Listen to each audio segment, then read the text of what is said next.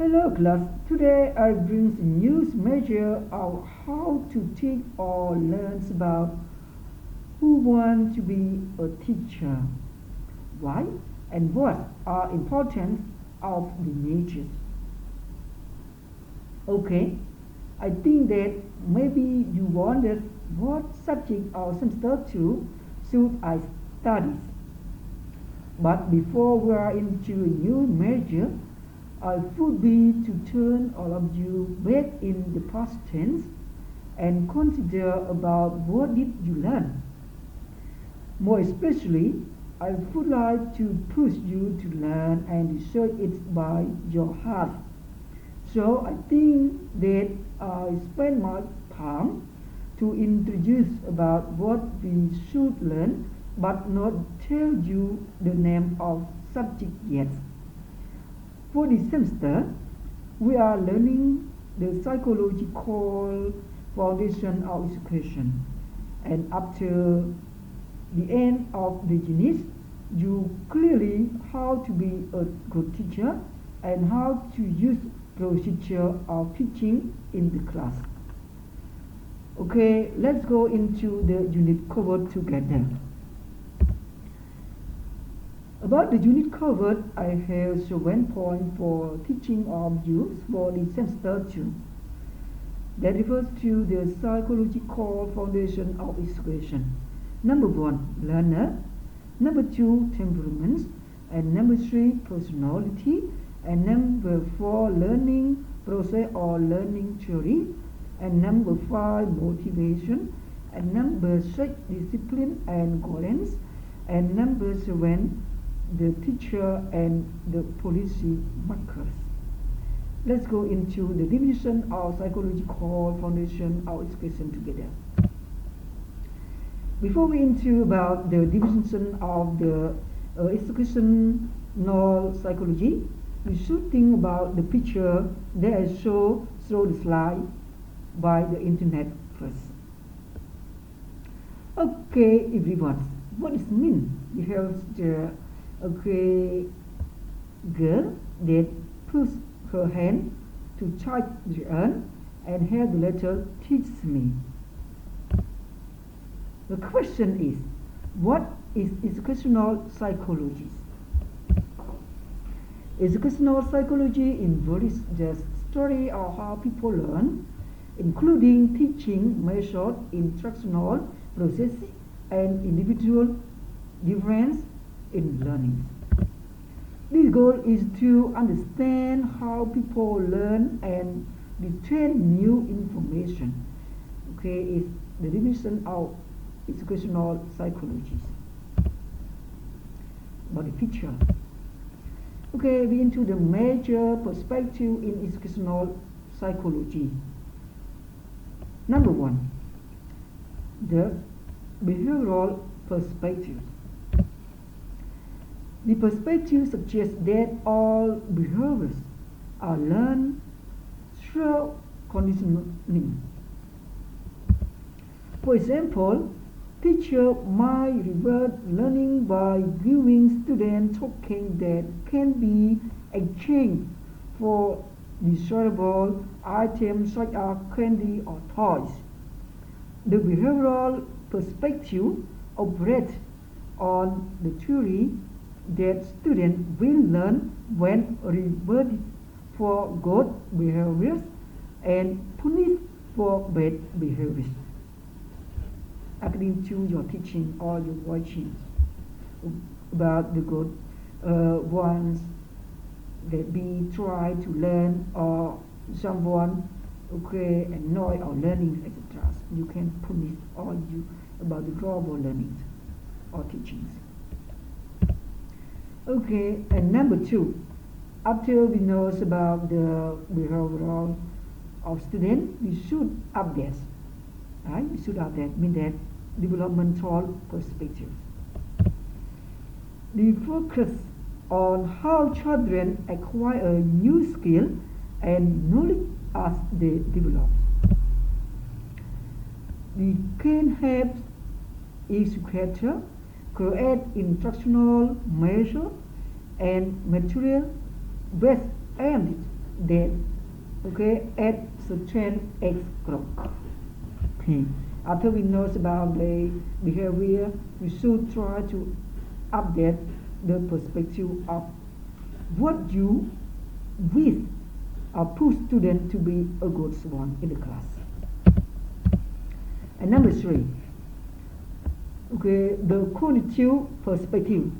If we say about the cognitive, we also learned already in the semester 1. That refers to the feeling, right, or emotion. But about this point is not the same, the semester 1 that you have learned. You think about how to know about the feeling or emotion of student learning. Cognitive psychology aims to understand how people think, learn, remember, and process information. Educational psychologists who take a cognitive perspective are interested in understanding how kids become motivated to learn, how they remember the things that they learn, and how they solve problems amongst other things. Number 4, the constructivist approach. Why we need more to learn about constructivist approach? Because in the name of the student, in the name of the teacher, you should try to create many things of teaching students, right? Yeah. You not use the same way that make the student boring, right? You should try to get more way or procedure, right, or strategy, yeah, for teaching your student in the class. Or you can use or make a video or make play game, etc. Or you can put them to find the news word, right, that prove or in boost the knowledge. Constructivism tends to account more for the social and cultural influence that impact how we learn. Yeah, that impact how we learn. More especially in the class, have many cultural students, right? That they respects the many rules of the regions. So how you treat them or mix them in the group, if you want. Yeah, you can try to make a new thing or new way, to put them a group or put them to unity with learning together. The constructivist approach believes that what a person already knows is the biggest influence on how they learn new information.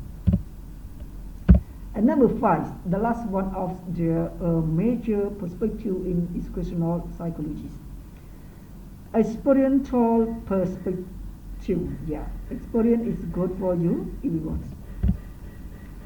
The perspective emphasizes that a person's own life experience influence how they understand new information.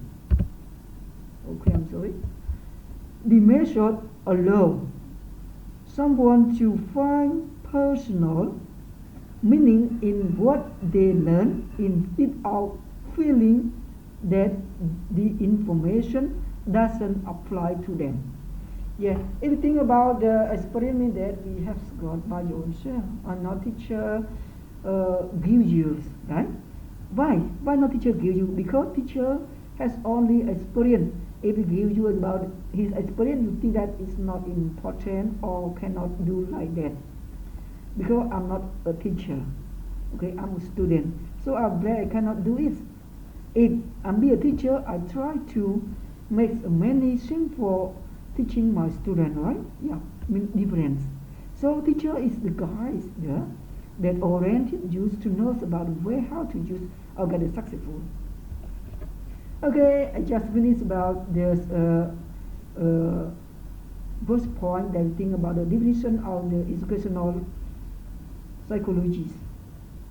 So I have 9 questions for all you to do at home.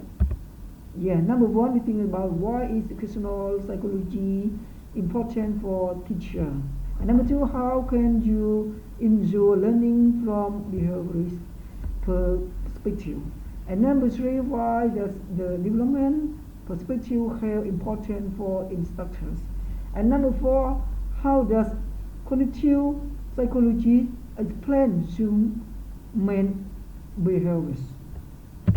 And number 5, what is an example of constructivism? And number 6, how is constructivism used in the classroom? And number 7, who is the father? Who is the father of constructivism? And number 8, how does constructivism affect learning? And number 9, last one, what is experiential learning in psychology? Yes, I have 9 questions for you to do at home, and you can research. Yeah? You can research to answer about my question. No problem.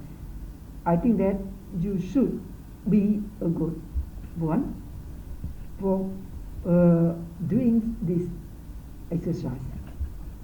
Okay, everyone. See you next session. Thank you. Wish you good luck. And if you want to be a good student, you should try or you should follow what I tell. So, like, stay home. Thank you, everyone. Bye bye.